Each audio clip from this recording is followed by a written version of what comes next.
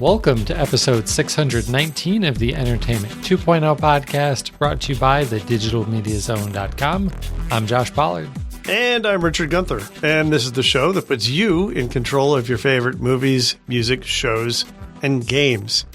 Hey, Josh, you know what I was thinking? We should do this more often. Oh, boy. Yeah, it has been so long, and it feels like even longer. Richard and I, as we were preparing for the show, were basically talking about how it feels like it's been years since we've recorded a podcast. Richard is still having problems with his computer because he hasn't really used it since the last time we recorded. Yeah. It's been a while, folks. And apologies for that. Life has been absolutely insane.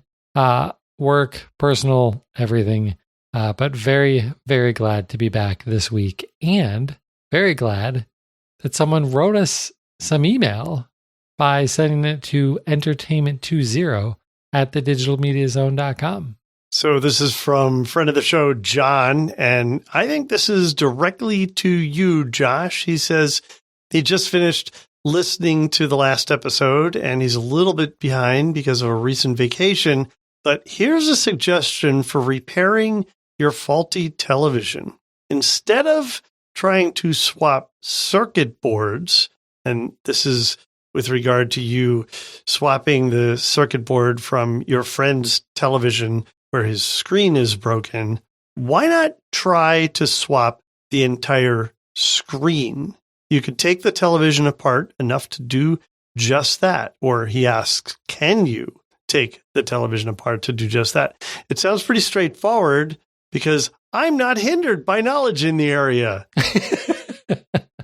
But it's an interesting idea, right? Because the only thing wrong with his television, your friend's television, is that the screen is cracked.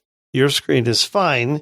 The only thing wrong with your television, as far as you know, is this board. And which is going to be easier? I have no idea. Do you? I have no idea either. Like the step one, I think, would be searching YouTube for a video on how to take these things apart. Right. Yeah, it's a really good idea that I hadn't considered. And if that ends up being way easier and less risky, then that might be a fantastic solution. But if I do that, and keep in mind, my friend who's offering me his broken TV listens to this podcast. Mm-hmm. If I do that, I'm actually fixing his TV. So will he want it back if I fix his TV? Very good question. See, I thought you were going to ask, if you do that, would John consider helping you calibrate your television? But that might be a bit of a haul for him. And it's not worth calibrating my television that's in the basement for, yeah. Fair enough. John would probably say that that's just not true. Like, it's worth calibrating every television. In this case, maybe not so much. Yeah, fair enough. All right. Well, he goes on and he says, congratulations on your half marathon. And yes, congratulations, Josh. Thank you. That happened since the last time we recorded. You know what you need to do now. If you don't go after the full marathon, it will nag at you for the rest of your life. A good suggestion would be the Disney Marathon. It's a flat course and broken up by each of the parks to make it interesting. Go for it. I have heard nothing but fantastic things about all of the races they run at Disney World. They do sound like an absolute blast. I do not have the time in my life to train for a full marathon in the next 8. So I've got kids at home for at least the next 8 years. And so I've stopped saying that I will never train for a full marathon, but I just can't see myself doing it as long as I have kids at home. There's just too much in my life that I would have to basically give up every other aspect of my life to train for that and still see my family. Which means this. It would mean this. Right. Right. So, maybe John just is done with Entertainment 2.0. I don't think that's it. I will say, though, that if you do the Disney Marathon at any point in time, I'm going to have to come with you. You know that. You would have to come with me. You'd have to be like our guide for that whole trip. Because I am up for Disney. that. I am absolutely up for that. All right. Well, thank you, John, for the feedback. And once again, feedback can be sent to us at entertainment20@thedigitalmediazone.com. So, first big story of this episode, Netflix is shutting down their original business. And it just occurred to me that there might be people listening to this show that don't actually know what Netflix's original business was. I don't know if you know what Netflix's original business is, because it isn't just this. Oh. So the story here is that Netflix's DVD rental business is finally going away. 25 years. This has been around for 25 years. Hard to imagine that. And you have until September 29th to finish that last rental, or maybe get more rentals from your queue that you're somehow still maintaining. I'll bet I still have a queue. Josh, do you think you have a queue? I've never had the disc plan. Oh. Oh, well, actually, now that you think about it, I don't know that I do have the disc plan anymore. Yeah. I think you canceled it. I did. I think you did. I did. Yeah. Yep. So, yeah, but if you still have the disc plan, and apparently not that many customers do, then you're going to have to find some other way of getting discs, I guess. Maybe at Blockbuster? No, that doesn't work either. Nope. So, there's one option. Yeah? Redbox. Oh, that's right. At your local grocery store. Yeah. And in fact, I saw another story that said the Redbox has made repeated attempts to acquire the disc portion of Netflix's business. And Netflix keeps telling them no. And they still have no intentions of selling any aspect of this business to Redbox. Huh. Yeah. That's interesting. Yeah. It's like they want to keep it around just in case. Like, I don't really know what's going on with that. Yeah, that's very interesting. But here we are, 25 years after the first rental. I didn't know what the first rental was. Did you know before you read this? No, and I never would have guessed this. So the first disc rental was Beetlejuice on March 10th, 1998, which is crazy to think about. Do you know what the most borrowed disc was? No, I don't. The Blind Side. Wow. Wow. And that's a movie I own and still haven't watched. I've never seen it either. And I totally want to, but yeah, I would watch it. Have not yet.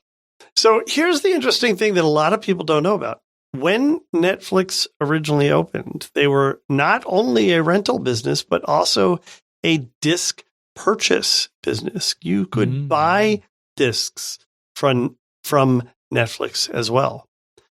And that's so long ago that barely anyone remembers that. Yeah. Yeah. There have been video game services that worked like this, where you could get game disc in the mail. And I've subscribed to a couple of them, and they also had the ability to purchase games from them. So, like, it's a model that makes sense. Mm-hmm.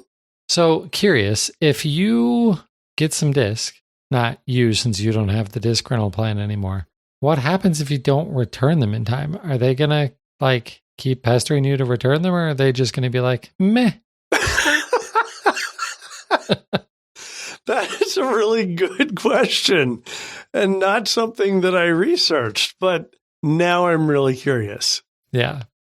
There is, we talked about alternatives to the service, and Redbox is the most obvious alternative, but there's another alternative that is completely free. Your local public library. Yep. Probably the best option. Although the selection probably isn't as good as Redbox would be. Probably not. All right. Well, let's stick with Netflix, because but before they announced that they were shutting down their DVD business, the biggest Netflix news in months was when they recently rolled out their ad-supported plan in hopes that they would stop bleeding customers, and especially once they put in their password sharing crackdown. And so they rolled out an ad-supported plan, and they're already making some changes to that plan, and they're actually making the plan better than the least expensive ad-free plan in some ways. So here are the changes. You will now be able to stream in 1080p, whereas previously it had a maximum of 720p. Yikes. Also, they're doubling the amount of simultaneous streams from 1 to 2. And the price doesn't change. It's still $6.99 a month for this plan. Nice. And and they also changed the name. It's now called Standard with Ads. So this sounds pretty great. Like I wouldn't really want to sign up for a 720p video streaming service. 1080p is totally watchable though. Even though we most of us have these glorious 4K TVs, 1080p streaming still pretty good. And I don't know, you can't shake a stick at that. That's a pretty good deal for the price. It totally is. But, keep in mind also the audience for this. I suspect the audience, and maybe I'm way off base here, but I suspect the audience for this is people who are being really conservative with where they spend their money. Is it more likely that people who use this service have smaller televisions, are potentially not going to be thinking 720 is terrible, but now it's 1080, so that's great. But I think the way they rolled this out was right for the segment that they were trying to hit, and I believe now they're trying to broaden the appeal of this option. Yeah, for sure. And the name change actually makes sense based on what they're doing here with the features, because they really have 4 plans. They've got this standard with ads, and then the ones that are ad-free are just called basic, standard, and premium. So the only actual difference between this ad-supported one and the regular standard plan is that, obviously other than the ads, is that the regular standard plan does allow you to download shows and movies to your mobile devices for offline playback. And that plan is $15.49 a month as opposed to the $6.99 a month. So if you don't care that much about the downloads, you're getting a pretty hefty discount now for having the ads. It's right. less than half the cost of it, and it just has ads and you can't download. So that does seem a lot more enticing to people now. I have to admit though, Josh, don't you think it's funny that we're now talking about the appeal of ad-supported television after all these years that we've been talking about methods for skipping ads and reasons for using DVDs and DVRs and streaming services that you pay for so you don't have to have ads. And now it's just a thing that, you can pay less but you get ads, and people seem to be okay with it. Well, I think most people have been okay with ads forever. Most people weren't building home theater PCs to get away from ads like we were. Fair enough. So maybe it does make sense, but given the popularity of streaming services over the last decade, I know a lot of people now who, if they're given the option, they will pay more to not have to watch ads. Yep. I have a friend who refuses to watch any service that has ads. Like, everyone I know keeps talking about a show called Jury Duty. It is only on Amazon's Freevee network, which is an ad-supported network. And so he says, no, I'm not going to watch that show because I refuse to watch ads. I kind of do want to see it, though. Right. Yeah. I'm in kind of the same boat. All right, so we did a couple of Netflix stories. Let's do a couple of Google TV stories. The first is a small update that's rolling out to Google TV devices, the most popular of which is, of course, the Chromecast with Google TV, which Richard has and used to use pretty exclusively, and greatly enjoys. The first update is that they are updating both the hardware devices themselves, like the streaming devices, and the remotes that come with them to decrease wait times, and in two specific areas. The one is they're doing some work to the devices themselves to make them turn on faster, to make it so that you can get to the home screen faster. The other one is to reduce latency between the remote control and the device itself, so that as you're using the remote, things are happening faster. So that's just great across the board. Now, the other problem with a lot of Google TV devices, maybe all of them, because I can't think of a truly premium Google TV device yet, is none of them really have that much storage. A lot of Google TV, Chromecast with Google TV customers have found, especially after having them for more than a year, I'm running out of space on this thing. Yep. And so they're changing an aspect to the operating system so that any apps that have not been used in 30 days will, quote unquote, hibernate.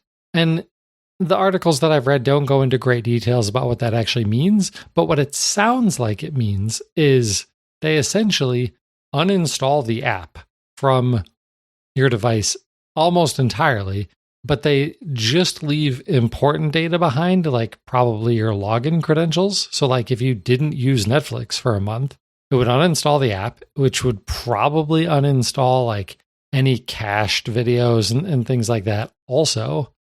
But then it would leave essentially your profile information on the device so that when you launch it again, my guess is it's going to take a few seconds for that first launch because it's going to re-download, reinstall the app. Right.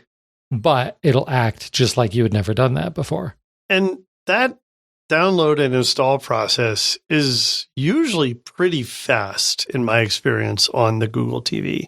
So I think this is really smart. This is not dissimilar from capabilities on iOS devices where you have limited storage and a bunch of apps, and they basically unload the apps that you don't use. They don't delete them, but they unload them. And then when you need them, they'll load them on demand again.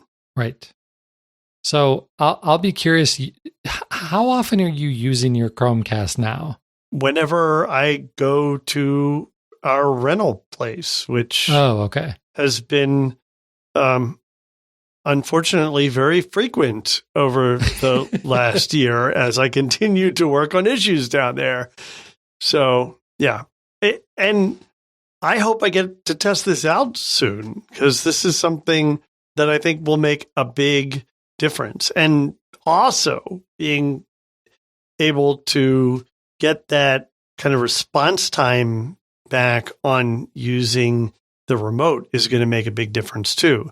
One of the things that I noticed in the redesigned homepage experience on Google TV when I was down there last week was that now that you don't have to pass through the search capability as one of the top menu items that you're navigating between, and you accidentally end up there all the time because it's on the far left, the overall feel of the homepage is a lot faster, because that bringing up that search page was pretty slow, actually, because it had to load a whole bunch of, pre-selected common searches that you've made and that other people have made and everything else. And so now that's kind of out of the way and over to the right, and you don't accidentally land there as much as you used to in the experience.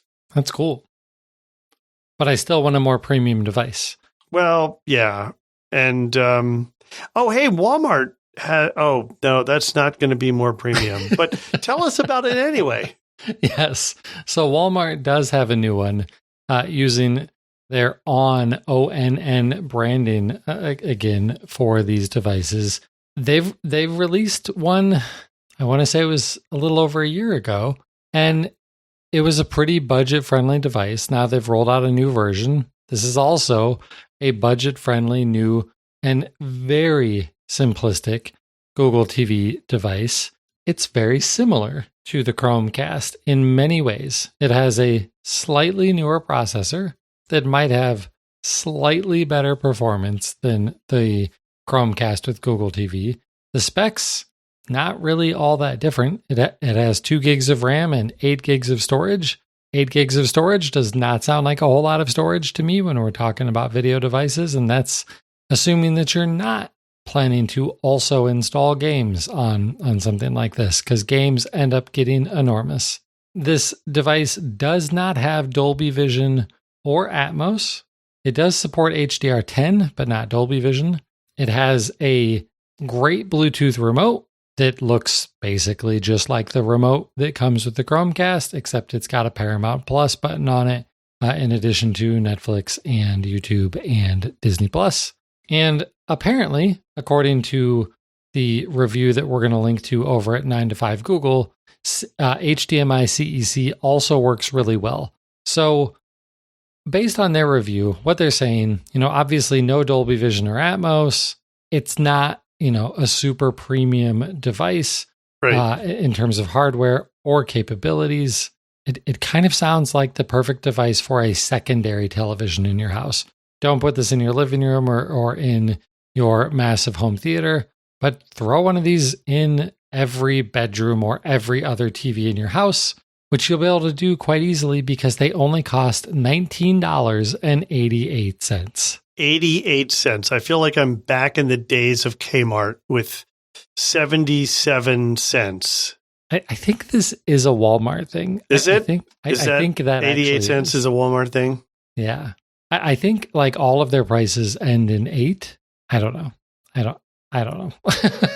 Well, but this is actually a brilliant analysis of this, right? Because on a secondary TV, what a great way to get the same experience that you're used to everywhere else without having to pay the $50 for the Chromecast with Google TV that is insufficient for what you're paying for it.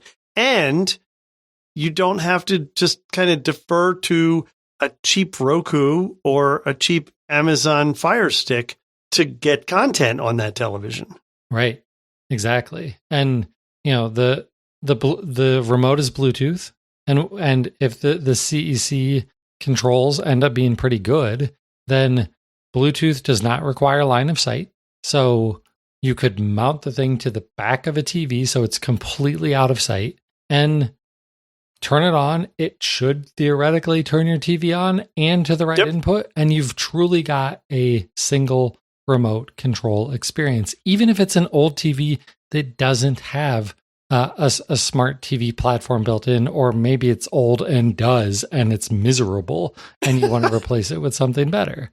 Yeah, and I don't know if the CEC control is something that's actually built into the Google TV platform that they make available, or if they ended up doing this themselves for this device. But I find that the CEC on the Chromecast is rock solid. So it doesn't surprise me, even if it's not related, that this is also really good CEC control. Yeah. Google I.O. is happening this week. I have not paid attention to any of the news out of it yet. Wow. Maybe it didn't even start until tomorrow. But wouldn't it be awesome if they announced a premium Chromecast? That would be amazing. I don't know that I'm going to take that bet. I don't think it's going to happen. Like, things have been leaking around the tablet and the phones and all that sort of stuff. I haven't seen any leaks of a new Chromecast. Nope. But it would be awesome if it did, because this one is now, is it a year and a half or is it 2.5 years old? I think it's 2.5 years. Wow. Yeah. It's time for something new, Google. Get on it. Sheesh. Yeah. Or maybe NVIDIA. Give us a new Shield based on this technology. No, but I don't want that price point. Well, no, I don't want it to be quite that much. But, if it's $75, $80, for a premium-ish, Chromecast with Google TV thing, I'd be okay with that. Yep. Roku Ultra is $100, right? Apple TV 4K is $370. No, I'm just kidding. It's ouch. 150, something like that. There's two versions. It's like 140 and 180 or something like that. I don't remember what it is these days. Yeah, it would for sure be less than that. So, okay, so that's it for our video news. Keeping it in the Google family on the audio side, YouTube Music has officially launched their support for podcast within the YouTube Music app. This is available in the US at least on Android and iOS and the web. And I think the main thing that YouTube Music really brings to podcasting that the other services don't is the fact that lots of podcasts host video versions of their podcast. Any podcast that we know of that do that? Oh, right, us. Yep. Host a video version of their show on YouTube. And so the YouTube Music experience allows you to seamlessly, and I mean completely seamlessly, switch between the audio or the video version of the show. It doesn't pause. There's no rebuffering or any of that. It just, I want audio. Now I'm actually looking at my phone, so let's switch to the video. And it all works with background playback, and it doesn't even require you to be a YouTube Music Premium subscriber. If all you're doing is listening to podcasts through this app, you can do that right now 100% for free, like most podcasting apps. Now, if you're watching the video ones and stuff, you're still going to get YouTube-style ads before them, and who knows, maybe during them too, probably. But all of the rest of the main features that you'd be looking for in a podcast app are here. You can subscribe to shows. You can customize your queue so that maybe you're listening to Entertainment 2.0 and next up you want to listen to Home On.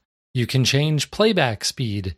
It's basically got everything that you're looking for in terms of features. Where it's lacking is the content. I went and searched for 3 or 4 or 5 podcasts that I regularly listen to. I found 2 of them. I didn't find 2 of them. So I'm not sure what's up with that and what needs to be done to get more podcasts available on that platform. But it actually is a pretty nice experience. So this isn't one of those things where if you're in Google Podcasts, that you'd automatically be listed in this YouTube Music podcast category then? Because we're in Google Podcasts. Does that mean that we show up automatically, or do we have to submit to be a part of this YouTube Music podcast category? I was not able to find either of our podcasts in this app. Very interesting. And the other thing that I was thinking, you're talking about the seamless integration between audio and video. That's a lovely idea. But you know what that means to support that, Josh, is that the video would have to sync with the audio, which would mean that you would have to edit the video. And I wonder how many podcasts are really going to do that, because I think a lot of podcasters do what we do, which is to share the full recording of the podcast as a video and then have the edited podcast available through a podcast feed. Right. And my guess is that that whole, I think this is what you were alluding to, that whole seamless switching between audio and video is that it's probably just using the audio from the video for the audio version of the podcast. If there's a video version. Yes. Yeah. Yes, exactly. Yeah. I think that's the case. Yep. So I definitely want to learn more about this and see if it's something we can take advantage of. But I guess I would ask you this question. Is this something you would use? Like, would you go to YouTube Music to listen to your podcast? Does it offer all of the things that you want, like being able to manage your feed and create a automatic playlist of certain types of shows and all that stuff? Is it going to have all the stuff that you want to listen to podcasts, or is this more of an on-demand kind of thing? So that's what I want to play with and find out. Because if it has the vast majority of podcasts that I listen to, then I will absolutely give this a try. Now, I don't do much in fact, I don't really do anything in terms of playlist generation. I still manually curate that as I'm listening to things. Like, I want to see all of the things that I'm subscribing to and their most recent episodes. And then I want to say, play this one and this one and that one and that one in this order. That's a playlist. Well, but that's no different than a music playlist, right? Right, but it's not an automatically created one. Right. Well, mostly. I guess that's not entirely true, because in Pocket Cast, there are some shows that I can say, automatically put this as playing next. Yep. And there are some shows that I do that for. So our show. I do that with our show. Yeah. Yeah. That makes sense. So I don't know. If I can actually find enough of the shows that I want to listen to, then I will give this a try, because video is nice to have. I don't think I would use it super often, but it would be nice to have occasionally. So I'll give it a try if I can find enough of the shows that I want to listen to. Okay, so let's move on to the gaming news. The biggest news in a while is really, really frustrating news. And that is that the Competition and Markets Authority, which the CMA, which is the UK's antitrust regulator. So think of like the FTC here in the US over in England. They're the ones that get to decide, no, you're being anti-competitive and things like that. They've been looking at the Microsoft attempted acquisition of Activision Blizzard, and decided, nope, we're going to block that. And it's not the most surprising thing. It's not, the decision itself is not super surprising. Not out of character. Nope. I think it's kind of dumb. But the thing that's even dumber is the reason that they gave for why they're blocking it. They say that the acquisition of Activision Blizzard would give Microsoft too large of a portion of the game streaming economy. Not anything to do with exclusive games on consoles. Nothing specific really about Call of Duty. Nope. It's that if they have Activision Blizzard, then they will likely make it so that the only place where you can stream Activision Blizzard games is through Microsoft's game streaming service. Despite all of the responses to the legal requests about, or the concerns about this, where they have said, yeah, no, we guarantee we will make this available through these other services. Like, this is the same old argument that EA was making. Yeah. Yeah. Right? Except that they don't even just have promises to go on. Microsoft has already signed multiple actual legal agreements with other streaming game service providers to grant them access to their library for 10 years. And some of the like anti-Microsoft fanboy zealots out there are going to be like, yeah, but it's a bunch of services you've never heard of. That's not entirely true. Some of them are services that you haven't heard of if you're in the US, because they are European-focused services. But also, NVIDIA GeForce Now is one of the companies that they made a 10-year agreement with. So where is the UK CMA actually getting this justification? Kind of nowhere. It's total garbage. Also, Sony. Ever heard of Sony? Right. I mean, I don't know. They're kind of a big one. Yeah. The other thing that's just fascinating about this, and this is hard for a lot of people to wrap their heads around, is that the European organization that basically does what the FTC does has said, yeah, you American company that wants to buy that American company, we over here in the UK say you can't do that. Right. Like, how How weird is that? And the reason, of course, is because they both do business in the UK, in Europe, but to have a European organization tell two US companies that know this merger can't go through just seems bonkers, even though it's legit. Right. Yeah, it definitely happens, but it feels crazy. And you've used the word European in there a couple of times, and it's important to point out that this is only the UK regulators here. Right. There is a separate regulator for the European Union. Oh, right, because Brexit. Forgot about that. Exactly. And the European Union regulators, it sounds like they're going to approve the deal. Brazil has approved the deal. Like, the only country that should really be thinking we shouldn't approve this is Japan, home of Sony. Like, everybody else should be like, yeah, it's fine. Right. Although there are other countries who are also haven't made, I don't think, an official decision, but are leaning toward not approving it. But I do wonder how many were leaning towards no prior to the UK saying no. Fair point. Do we think that many of those were thinking, we're going to go out on a limb and be the only ones who say no? Because if they are the only ones who say no, then Microsoft and Activision Blizzard just say, okay, fine, we won't do business in your country anymore. Right, exactly. And if you're a small country, they can easily do that. Now, in the UK, does Microsoft and Activision Blizzard really want to pull out of the business there? No. And I've heard some games media companies saying, well, then maybe Microsoft should just say, we're not going to sell you licenses for Windows anymore. And like, that's ridiculous. That's not going to happen. No. That's not ever going to happen. No, never.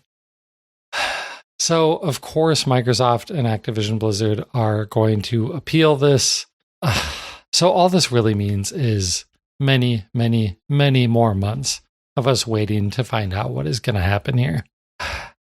I'm so excited this gets dragged out in the news even longer now, Josh. I'm sure that you are. Okay, so let's step away from that, hopefully for a while, and do just one super quick update on news that is not surprising at all. Microsoft officially announced details for the Xbox Games Showcase.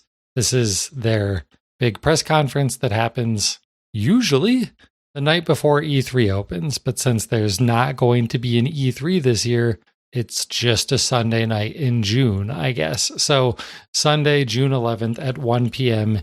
Eastern will be the Xbox Game Showcase. And then immediately after that, they're doing a separate event that is a Starfield Direct. So it is just a show entirely focused on the game, the Bethesda game Starfield, that is set to come out on September 6th after it's been delayed a couple of times. So expect all of the usual Xbox E3 type stuff at this event. It'll be streaming everywhere. And of course, lots of huge game announcements, and very curious to see what's coming with Starfield, and hopefully some release dates for things like Forza Motorsport. So, and what I would really, really like to see is a release date for Senua. Now I don't remember the name of the sequel to the last God, I can't even remember the name of that one. But the Senua games that was first previewed in December of 2021, I believe. So we've been waiting forever for that one, and I really want to play that next game, even though I can't remember the name of it. So, all right. So that's it for our gaming news. Richard can wake up, because Richard is going to fill us in on what has been going on in his entertainment center. I am. And I mentioned that I was down at our rental place recently. And so one of the things that I did while I was down there was take an inventory of the cable service that we're paying for, because it went up, of course, because that's what cable service does. It goes up. And I wondered, why did it go up so much? So I started looking into a couple things. And one of the things that we were paying for with Spectrum, I'm a Spectrum stockholder, by the way. It must seem like I'm just like into every tech stock that exists. I don't know. But I had a $1 increase in the rental fee that I was paying for each television cable box. And we have a bunch throughout the house. That $1 increase was a $1 secure connection, capital S, capital C, fee. What the crap is a secure connection fee? Paying, right. I am paying this company to provide a secure connection, capital S, capital C, to their cable box. What? Through an HDMI cable? Like through an coax cable. This is the cable box. Insane. Friggin' insane. But, cable companies are going to fee you. They're going to get you with every little fee that they can. And this is a good example. Couldn't believe it. I also realized that we were paying for the last 2 years, unfortunately, for Wi-Fi service that we don't use, because apparently when Spectrum delivered all the equipment, they also delivered a Wi-Fi thing, access point, that was completely insufficient for the size of this house. But the installers who put it all together put in their own third-party Wi-Fi access points, and that thing was just sitting there, not doing anything. And I was paying like $6 a month for that too. So, yeah. So we saved a little bit off our bill after we got rid of that. But seriously, a $1 secure for us to ensure that our device is secure, you're going to pay $1 more and feel good about it. Ridiculous. Unbelievable. Also, while down at that house, I realized that, hey, I use Google TV down here. Maybe I have the updated guide that we had talked about last time that I hadn't yet seen. And in fact, it did. It had an update waiting. I ran the update and I got the updated Google TV live guide. And I have to say, it's good.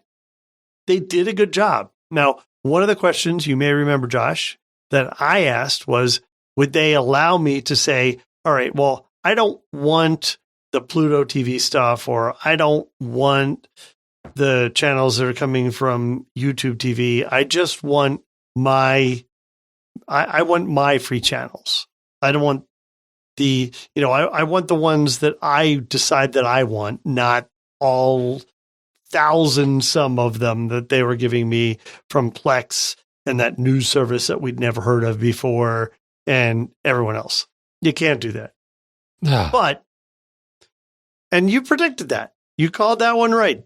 But what they've done is they've allowed you to very quickly jump to specific types of channels. And so that actually makes the guide a whole lot more usable, regardless of who the content's coming from.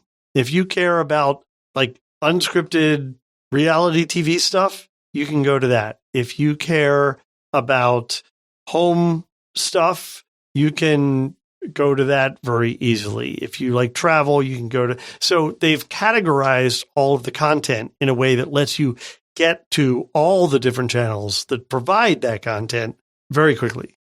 And I like that. Yeah, that's good. That's better. Yeah, it is better. Overall, I think it is a better guide experience. So that's a good thing. All right. Well, let's talk about what I've been watching. I have been continuing to watch Penny Dreadful. We are about halfway through season 3 now. Of course, we watched Last Week Tonight with John Oliver. When that comes out, it's been a long time since we've talked, and the Picard finale has occurred. This is the series finale for Picard. Remember season 2? I didn't like it. Season 3, amazing. It followed through. It totally followed through. If you gave up on Picard, or you weren't interested in Picard because you heard bad things about it, but you were a Next Generation fan, then just jump to season 3. You can absolutely jump to season 3, watch a YouTube video on how we got to season 3. You'll have everything you need to know, and you will thoroughly enjoy season 3 of the Picard series. It is very, very good. And of course, the Ready Room episodes of that with Will Wheaton have been great this season. Also watched the season 2 finale for Abbott Elementary. I am not quite caught up on Ted Lasso. I have one episode to watch that I haven't seen yet, so I'm hoping to do that tonight. I have watched a bunch of the Book of Boba Fett. I hadn't started this when we last talked about what we're watching, but this is one of the Star Wars series that I had not yet watched through, and I'm about halfway through that. It's a quick one. It's only 7 episodes. Of course, this last weekend, I say of course, probably not everybody cared about this, but we did watch a bunch of stuff about the coronation of King Charles. That was this past Saturday. And while I did not get up at 4 a.m. to start watching that, we did find an official version of the coronation that had absolutely no commentary whatsoever on YouTube. And it's awesome. It's so much better to watch it without all the BS of everybody on the news programs trying to fill space while nothing's happening. You just get to watch it play out, which is so, so much better. I mentioned that I was listening to The Picture of Dorian Gray. I'm about 3/4 of the way through that book now.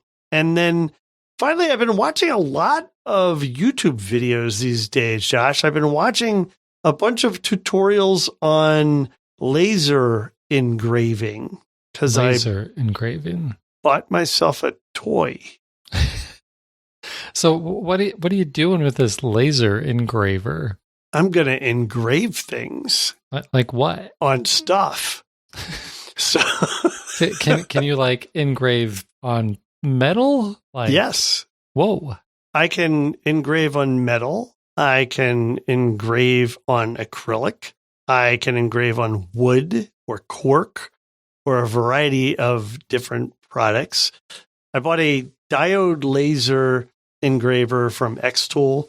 It's a product from a Chinese company that's been getting a lot of visibility just because they've done a very good job of kind of popularizing this product. They're basically the Cricut, if you will, of laser cutters and laser engravers. So I've been playing with that a little bit. I haven't had as much time as I want to actually use it.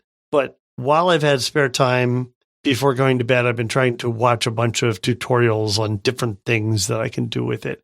And I'm very excited about this. I think this is going to be pretty cool. That does sound cool. Are there any consumables with that?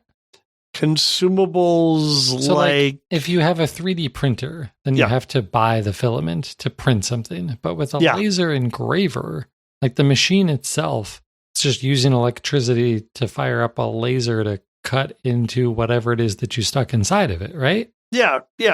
Good point. Good question, actually. So after a period of time, the lenses kind of tend to get cloudy from a lot of use. So you do periodically need to replace lenses. The model that I purchased also includes a cutter, like a physical blade cutter, similar to a Cricut device. So the blades on that are certainly consumable. They need to be replaced pretty often. But otherwise, you're looking at, I don't know, however many thousands of hours they say the laser gets you. Cool. Yeah. I'm looking to have some fun with this. I didn't have a specific need for it, a specific reason for it, but I've wanted to get one for a long time. And hey, turns out that YouTube is really good at helping you learn how to use stuff. Really? I might have to check the YouTube, like the letter U? Yeah. Tube? Okay. Yeah. Maybe Zuck should have called the company YouTube, because that would have been more successful than the metaverse. Right. But that's not a topic for our show. No. Josh, what have you been up to in your entertainment center? So, not actually a lot of video gaming. Like I said, life has been pretty crazy around this house, and it's really thrown a big wrench in my typical routines. So, not a ton of gaming, a little bit of NHL and stuff like that. I think I'm done with Valheim. I mentioned that before. It turns out that eventually I do just get sick of survival games, even if there are some cool aspects to it. So I think I'm done with Valheim, and I'm probably just done with survival games for, who knows, another 10 years until maybe I try another one again. I hope The Last of Us doesn't qualify as that. No, The Last of Us does not qualify as that, but I still haven't played in a while. And the big, this is so dumb, the big problem with The Last of Us is Jen does not want to hear that game. Right. Makes sense. Totally makes sense. The headset that I use for playing Xbox is a Xbox wireless headset. It only works with Xbox. So to play through my PlayStation through headphones, I need to plug wired headphones, into my PlayStation 4 controller. Doesn't sound like a major problem, except that I own one pair of wired headphones. One. They're the ones that I'm using to record this podcast with. So they sit on my desk upstairs. My PlayStation is downstairs in the living room. It's hard to go upstairs. I don't want to go upstairs. I want to grab the controller that is sitting on my couch and the remote that is sitting on my couch and just play the game. And it is a super lazy thing, but it has kept me from playing The Last of Us a lot, to the point where I've thought, well, I know what the answer is, and it's not walk upstairs and get the headphones. It's not walk upstairs. It's buy another set. It's buy another pair of headphones, which is so dumb. So dumb. Because I basically have to get up off my couch anyway, because the PS4 controller gets put away because it doesn't get used nearly as often as the Xbox controllers, even if it's not just by me, because like my daughter and her friends play the Xbox, so it's usually just out. And I have an idea. Leave the Xbox or the PlayStation controller on the couch too. No. When you finish podcasting, take the headphones downstairs, because how often are you podcasting comparing to how often you're playing? That is a much smarter idea. I like that. Yeah. That's good. Okay, so I do have one other quick gaming thing. We mentioned, well, I don't know, like a year and a half ago, I think, Xbox released an update that it introduced a new power profile setting where instead of just putting your Xbox to sleep, you could put it in an ultra low power mode that used almost no power. And the only real downside was that it took longer for it to boot up. And so I had tried it out when that first came out, and I had a lot of issues with like games launching and it through quick resume and things like that. And it just turned into a hassle. And so I stopped doing it. Since then, maybe 2 months ago, they released an updated version of that.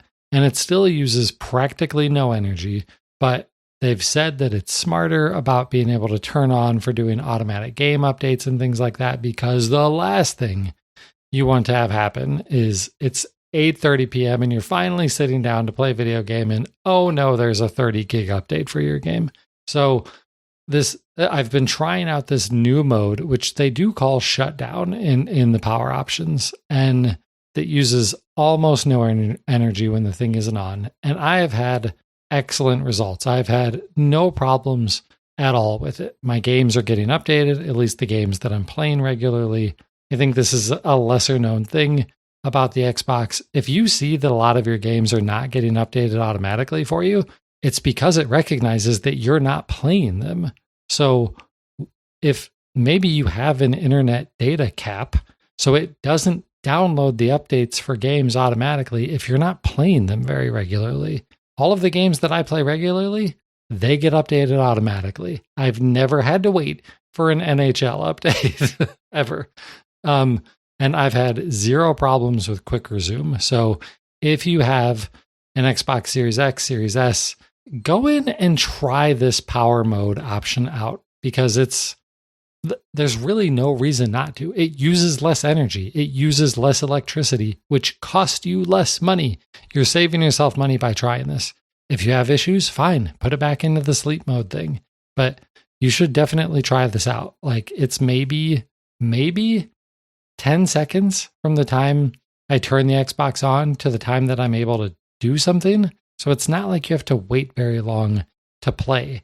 And if your TV has to switch inputs and turn on and warm up and all that sort of crap anyway, the Xbox is probably going to be ready at about the same time as your television. So try this mode out for the sake of your wallet because of the electricity bill and for the sake of the earth to consume a little less fossil fuel burning electricity. I will say one thing about this, that I suspect that this may be the cause for some CEC automatic input selection problems that I've been having, again, down at the rental property. Mm. So historically, I used to be able to get pretty good reliability on it switching to the input when it detected video from the Xbox. So I'm actually using my receiver to detect that there's something going on. This isn't like, relying on Xbox doing CEC right, because I don't even know if it does still yet. But in the last month or two, we've had problems where you turn the Xbox on and it never actually detects and switches over to the video, and I have to do it manually. And I don't know if it's related to this update or if it's, I don't know. I don't know what's going on there, but this has been a problem for the last couple months, and it's interesting timing. Yeah, that is. Although I'm not sure if this option was enabled by default, but when you're down there next, definitely check it out and see if it is. Yep. Cool. Well, like I said, a lot of things have shifted lately in my house. And one of the benefits to that, at least for all of you, is that it has meant that I've been watching more TV. So we are now completely caught up on Ted Lasso season 3. Wow. And really over I'm not on social media much, so I don't know what the larger world has been saying about season 3 of Ted Lasso. I've thought it's been not really all that great. The last couple of episodes have been a lot better, but this is still, in my opinion, by far the weakest season of Ted Lasso by a long shot. So that's been a little bit disappointing, but like I said, it's getting better. And even a weak season of Ted Lasso is still better than pretty much most other shows out there. So right, that's right. okay. I don't know what your thought on it is, but for me, the fact that nearly every episode is an hour long is that's a negative. Mm. When this show started, it was a half-hour episode. And then they started playing with 40-minute episodes.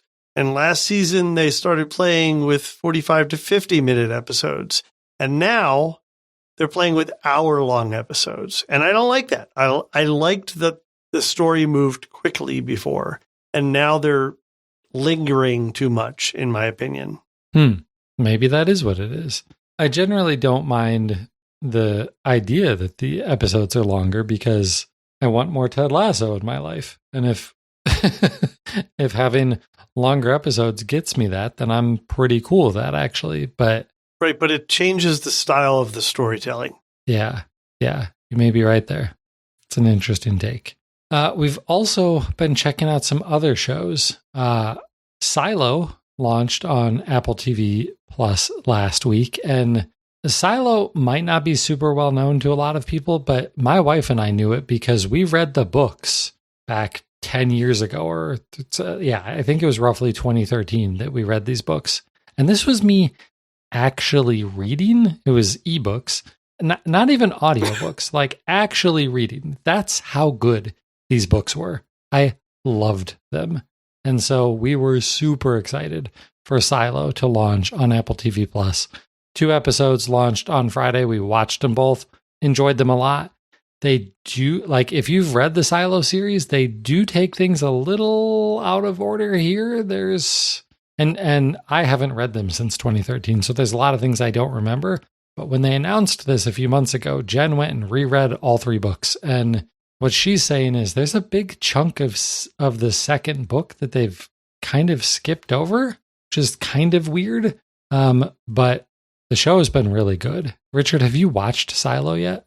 No, I haven't. And this is absolutely on my list to watch, even though I have no idea what the books were about. Well, go and check it out. It's some pretty good stuff so far. And then we also we've had a lot of people tell us, watch White Lotus. And just without really a lot of reasons, they're just like, you need to watch the show. And I think we've watched 3 episodes now, and I think that's going to be it.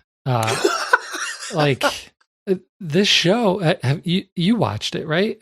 Yeah, so I did. I really enjoyed it. I think my feeling in the middle of season 1 was that it was kind of weird and preachy. Like, I did not like how preachy it was. It was very clear that it was trying to make a point about financial and racial barriers and differences between groups of people.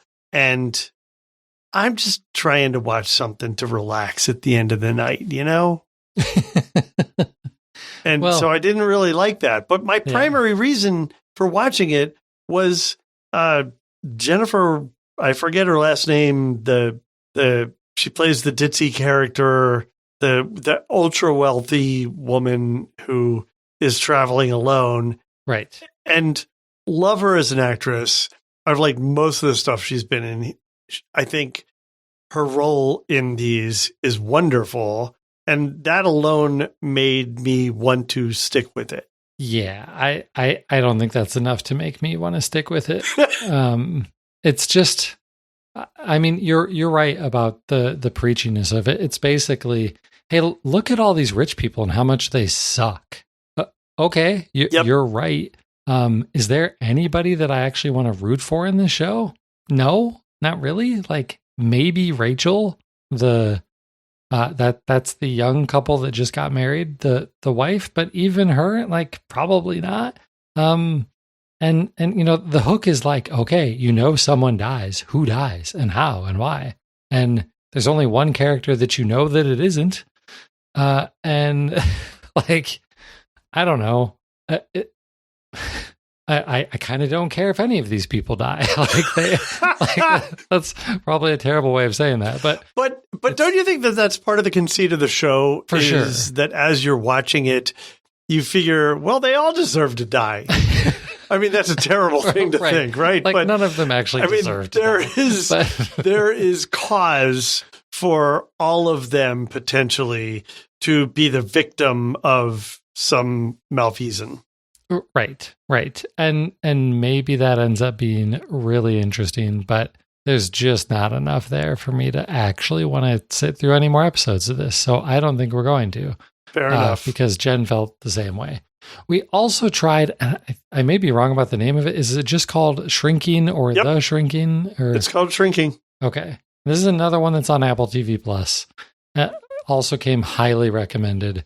Jen watched the first episode. We watched the second episode together. She's like, we can rewatch episode 1 if you want, or I can fill you in like a minute. And I said, just fill me in and we'll move forward. And so I think I've only seen episode 2, but I really enjoyed it. It's an interesting show.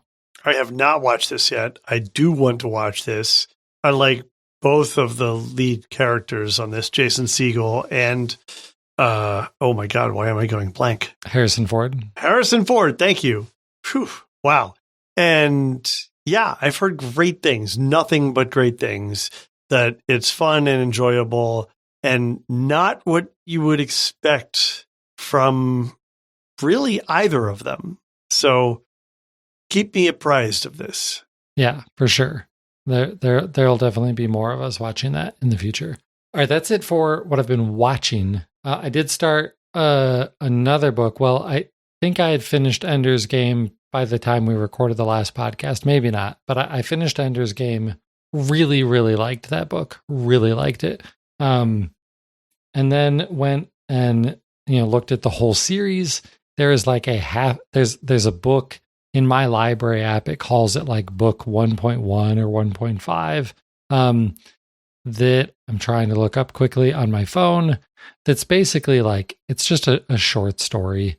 Yeah, it was called A War of Gifts. It was only a 2-hour audiobook. It's just a side story that takes place during Ender's Game as a book. It was fine. I'm now reading the second book in the series, which is called Speaker for the Dead. I am, how far into this am I? Maybe a quarter of the way? Oh no, I'm a third of the way into this book. 5 hours in, 9 hours to go. It's okay. Wow. I can kind of see where they're going, and that maybe they wanted me to focus on a very particular aspect of the original Ender's Game story as being more important than the aspects that just in general that I liked about it. I don't want to give any spoilers away. So, I mean, I'm going to finish the book and see how it goes. But the thing that I found interesting is book 2 had a wait. I had to wait behind like 5 people to get this book there, 5 people in line behind me to read it once I'm done. There is no wait list on book 3. And that kind of tells me that maybe a lot of people read book 2 and they're like, all right, I guess I'm done with this series.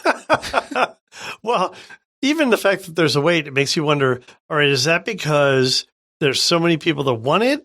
Or is that because it's such a slog and it takes everybody longer? Maybe. So I will hopefully have that finished by the time we record the next podcast, which will hopefully be in a week. Because we're done with what's going on in our entertainment centers, which means we're done with the show. If you want to get a hold of us, we're on social media. Richard is on Mastodon at Richard Gunther. I'm also on Mastodon, Josh Pollard. I'm still on Twitter at Josh Pollard. So is the website, and it's over on Instagram, also at DigiMediaZone. And all of our show notes for all of the stories that we talked about are over at our website, www.thedigitalmediazone.com. And assuming that we can get all of our technical issues and all of that stuff figured out in the next week, we'll be doing the show live next week, probably Tuesday, maybe Wednesday, around 8:30 p.m. Eastern, right there over at the same site or on our Twitch feed. But that is going to do it for episode 619. He's Richard Gunther, and I'm Josh Pollard. Thanks for listening to Entertainment 2.0. Adios. Bye.